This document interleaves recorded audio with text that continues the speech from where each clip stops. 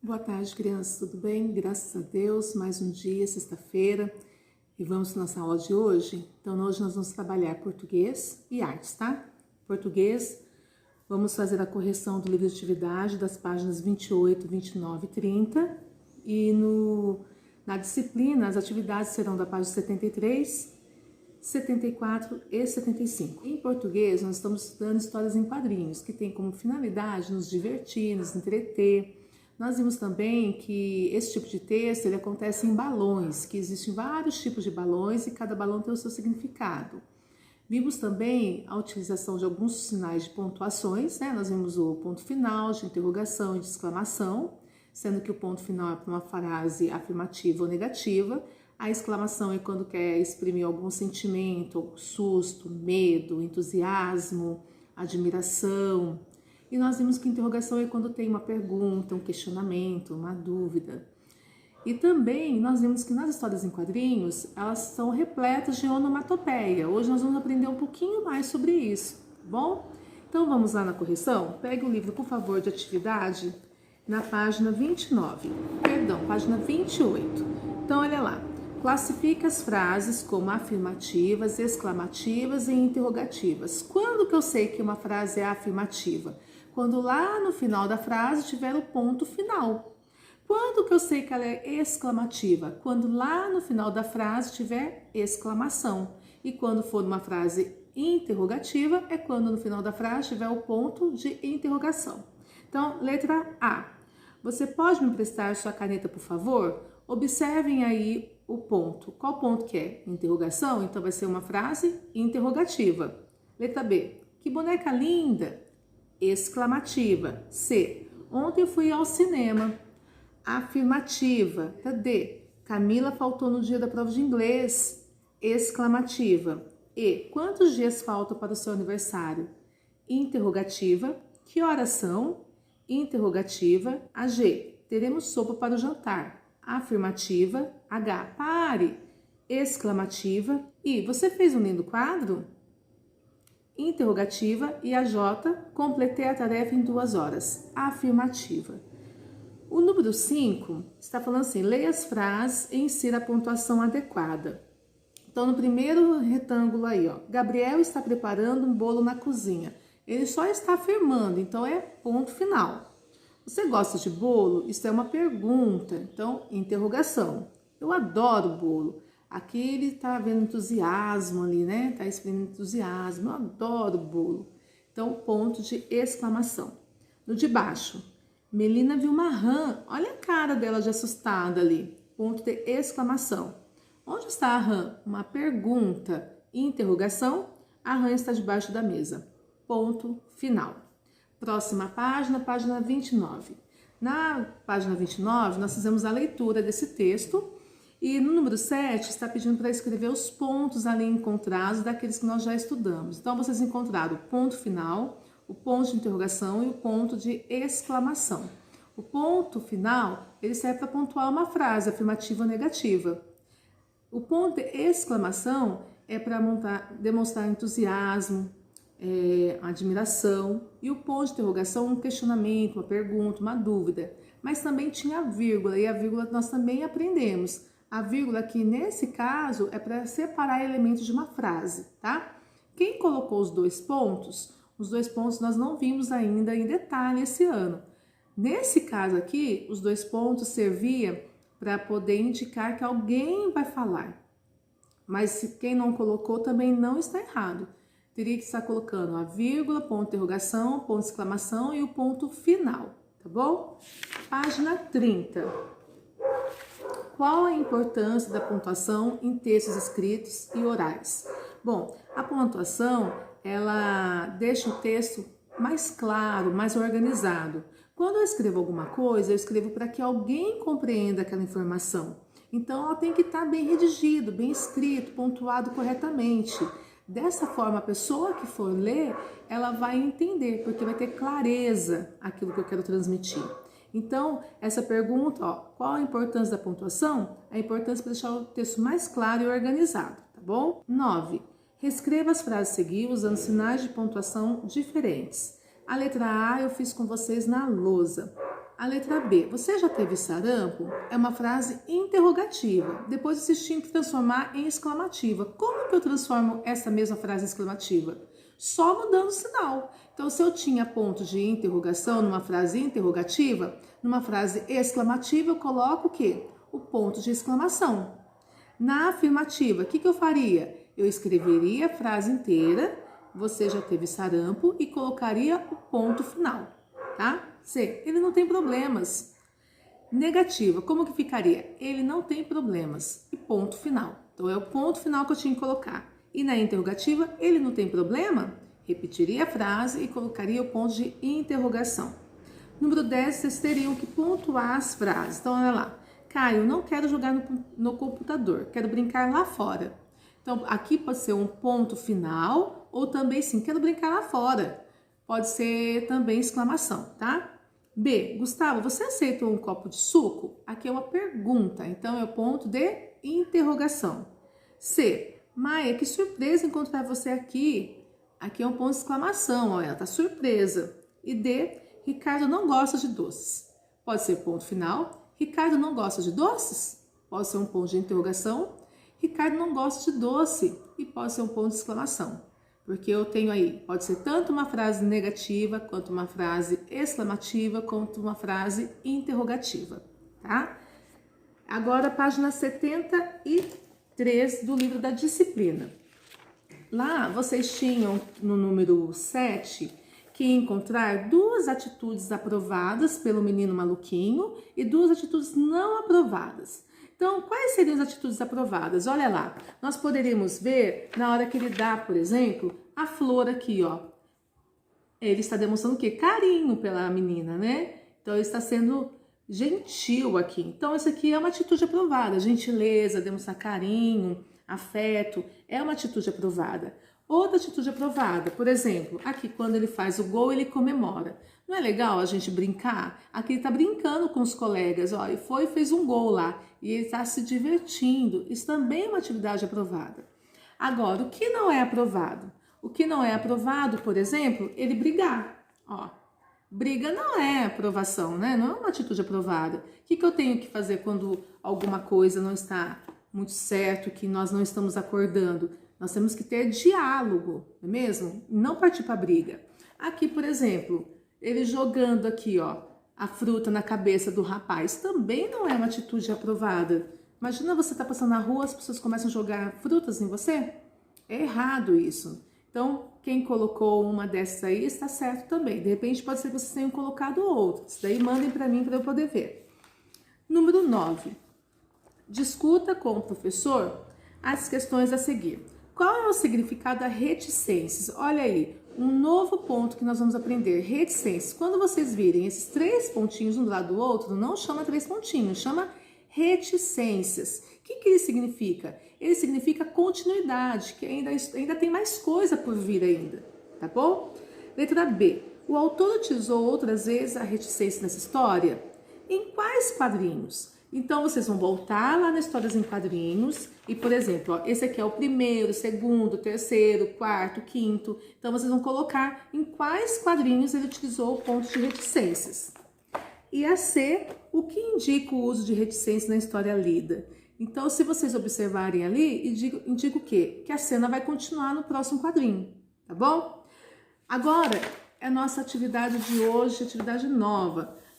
Nova em termos, né? Nós já começamos a falar dela semana passada, inclusive vocês tiveram que ouvir aí 4 sons e colocar por meio de uma palavra a representação desse som. Vocês ouviram um trovão, vocês ouviram um martelo, vocês ouviram a batida de um martelo, né? Vocês ouviram o som do trovão, a batida de martelo, o som de um grilo e também de um vento. Tentei lembrar que consegui. De um vento. Então, vocês tinham que criar uma onomatopeia, criar uma palavra para representar esses sons, tá? Então, acompanha a leitura aí. Onomatopeias. Onomatopeias são palavras criadas para imitar ou reproduzir sons e ruídos, como as que foram utilizadas no texto Recreio. Elas são muito usadas em histórias em quadrinhos. Então, olha ali alguma delas. Té representa o sinal anunciado. o início ou o final do recreio. Slurp representa o quê? O som que o personagem faz ao comer rapidamente. Smack, o som de um beijo. E ploft é o som de objeto atingindo a superfície. No caso aqui, o que era? Era a fruta caindo, jogando a fruta e caindo na cabeça do rapaz lá. Número 1. Explique o significado de outras onomatopeias presentes na história em quadrinhos. Esse HQ é história em quadrinhos, tá? Ha, ha, ha, ha, ha. O que é isso? Pri. Tá? Então, vocês vão escrever essas 3. 2. Observe a expressão do rosto e as mãos do menino maluquinho. O que será que aconteceu com ele? Então, aqui, ó. Aqui eu tenho uma história, não tem nada escrito, mas eu consigo interpretar só de olhar o rosto, de olhar o gesto dele. Então, aqui, o que estava acontecendo com ele? Na próxima página. Observe este quadrinho. Professora, posso? Letra A. Registre o final da pergunta que o menino maluquinho fez à sua professora. Então, o que vocês acham que ele falou? Mas para isso, voltem lá na história em quadrinhos, ó. Eu tive essa cena em que o menino maluquinho, ele tá com a mão aqui, tá fazendo uma cara, daí ele chega na professora e fala: professora, posso? E cochicha alguma coisa ali no ouvido dela. Daí ela responde: como não deu tempo de ir ao banheiro? Você não acabou de vir do recreio? Dali a agenda cheia. Então, o que ele quis dizer nesse cochicho? O que ele falou para essa professora? Tá? Vocês vão colocar aí. Lembrando que início de frase é letra maiúscula e o final da frase é pontuação. E comece a fazer parágrafo. Letra B. Que resposta você daria ao menino maluquinho se fosse a professora e lhe fizesse essa pergunta? E por quê? Na sala de aula, algumas vezes já aconteceu essa situação. Vocês lembram o que eu falei? Será que vocês falariam igual a mim? Né? Já aconteceu isso aqui. Exatamente isso na sala de aula. Número 4. Aqui não dá pra gente juntar com os colegas, mas vocês podem fazer aí.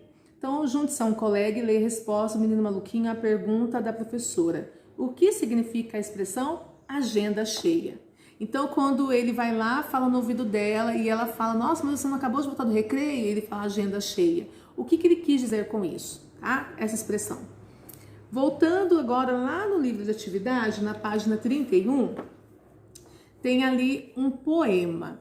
O que eu vou pedir para vocês? Antes de já sair respondendo, leia o poema com atenção. Se não compreendeu, leia de novo. Às vezes, quando eu vou fazer uma leitura de um livro, eu não entendo, às vezes até um parágrafo, eu tenho que ler 2, 3 vezes, às vezes até mais, até entender o que está dizendo. Então, não saiam já respondendo, achando já, eu acho que é isso. Não, tenta entender, tenta compreender, tá? Se concentrem para poder fazer a leitura, para poder responder. Então, olha ali, barulho antigo. Taratatá, tatá. Feito metralhadora, fazia a máquina escrever da minha avó. Cada letra um pernilongo estatelado no papel. No poema, que barulho a onomatopeia tataratatá imita? Então, vão lá no poema, leiam e vê qual que está imitando. Número 3. Que som indicam as onomatopeias a seguir? Buá, toque, toque, hi, hi, hi, hi, hi. Atim, crack. Miau, tic-tac, ploc. Nhé, nhé, pá, quá, quá, zup, slip, slip, cough, cough. Se tiver alguma que vocês não compreendeu, pesquisem, tá bom? Então, hoje seria essa nossa atividade de português. Se tiverem dúvida, eu estou às ordens para poder ajudá-las, tá? Vamos para nossa aula de arte. Em arte, nós iremos trabalhar as páginas 23, 24. Daí, a unidade 3 nós não vamos fazer por enquanto. Daí, nós vamos lá para a página 32. Tá? Então, agora, por enquanto, peguem, por favor, aí na página 23.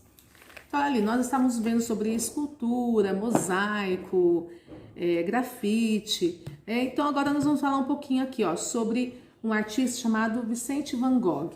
Olha ali, Observe a pintura O Quarto do Artista, uma das obras mais populares de Vicente Van Gogh. Essa pintura é o retrato do quarto de uma pensão em que o artista holandês morou em Arles, na França.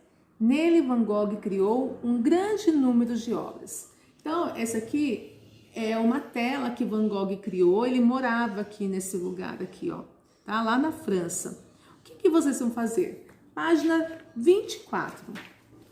Vocês vão pesquisar sobre a vida e a obra de Van Gogh, pode ser em 4 linhas, uma pequena pesquisa, tá? E depois vão fazer uma releitura. O que é releitura?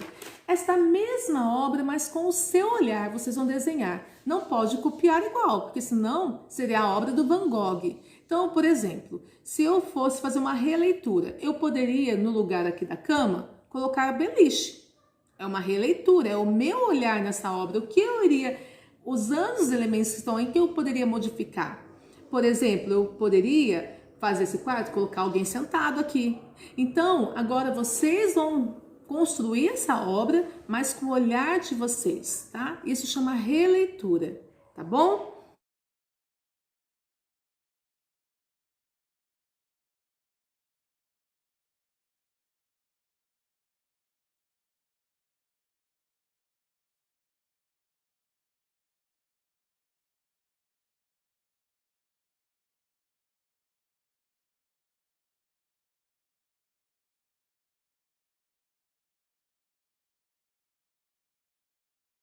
Vamos lá agora para a página 32.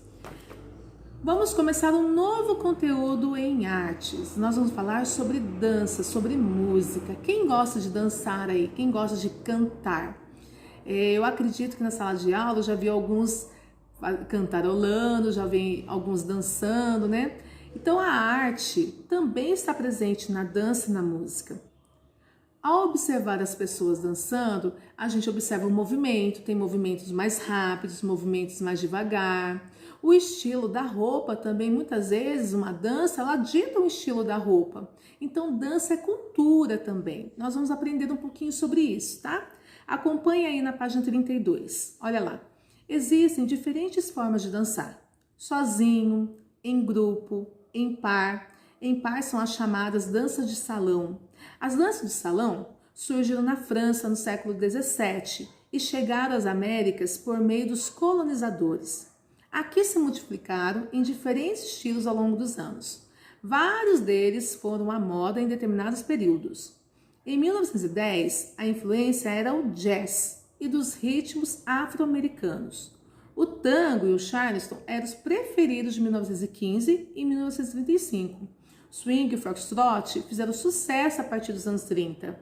As danças latinas, mambo, rumba e congo entre as décadas de 30 e de 50. O merengue, o calypso, o cha-cha-cha na década de 50. E o rock and roll explodiu nos anos 50. E inspirado nesse estilo musical, surgiram o twist e o roly-goly, entre outras danças. Com o iê-iê, como era chamado o rock and roll brasileiro desse período, os pares passaram a dançar separados e se tornou a forma preferida de dançar entre os jovens. Eu acredito que muitos de vocês já ouviram falar alguns aqui. Por exemplo, tango, eu acredito que vocês já ouviram falar, rock and roll, com certeza, mas alguns aqui vai ser novidade para vocês, né? Na época que eu dançava, eu ia num lugar que chamava de discoteca. Hoje em dia não usa mais esse termo. Na época que eu dançava, o ritmo da época era lambada. Lambada também dançava em 2 pessoas e era um ritmo bem acelerado e as mulheradas jogavam o cabelo para cá e o cabelo para lá, para cá e para lá. E era bem rápida essa dança, era bem gostosa. Tá? E você aí? Que dança que você prefere? Que ritmo que você prefere? Dá uma olhadinha aqui, ó. Esse aqui é o charleston, ó. Observe que os movimentos dele, provavelmente, eu acredito que sejam rápidos, ó, porque parece que eles estão com o pezinho para trás, mas que daqui a pouco eles já vão mudar o pé. Olha os braços, ó. Olha o estilo da moça com o vestidinho, o rapaz com uma cartola. Aqui no swing, ó, já dançam dando as mãos, olha aqui, olha. Já mudou o estilo da roupa também, o cabelo já é mais despojado. Dá para vocês verem aí, ó. Daí aqui, ó, o foxtrot. Isso aqui já é uma dança mais clássica, né? A mulher, os movimentos são mais longos, longuinhos. E o tango, olha aqui, olha, ele todo sensual aqui. Então, a dança, ela nos permite também ditar modas. Então, na época que eu falei para vocês a lambada, as roupas eram mais coloridas. E, por exemplo, o rock and roll, eles usavam aquelas jaquetas. Então, dança é cultura, tá? Eu quero desafiar vocês. Quem vai ter coragem de mandar um vídeo para mim dançando? Pode ser dançando em par, dançando em grupo, dançando sozinho. Se você estivesse na sala de aula, eu iria colocar vocês todos para dançar. Verdade. Mas como não tem essa possibilidade, eu quero dançar aqui em casa vendo vocês dançando. Então mande um vídeo curtinho para mim, tá? Falem qual é o ritmo e dançam para que eu veja o movimento de vocês. E essa atividade, olha ali, página 34. Lá eu vou mostrar 2 vídeos para vocês. Eu vou mostrar e eu quero que vocês observem os movimentos deles. Depois que vocês observarem, aqui nessa página está pedindo 4 ritmos, mas eu vou colocar 2 ritmos. Desses 2 ritmos, qual você achou mais interessante? E vocês vão colocar os passos aqui para mim. Vão desenhar os passos. Igual esse aqui, por exemplo, ó. Qual que era o passo daqui? Provavelmente era um para lá, um para cá. Um dos passos, né? Não são todos. Um dos passos é um para lá, um para cá. É o que vocês vão fazer aqui para mim. Vocês vão observar esse ritmo e vai colocar um passo aqui para mim. E não esqueça do desafio de mandar para mim um vídeo mostrando vocês dançando o ritmo que vocês mais gostam, tá?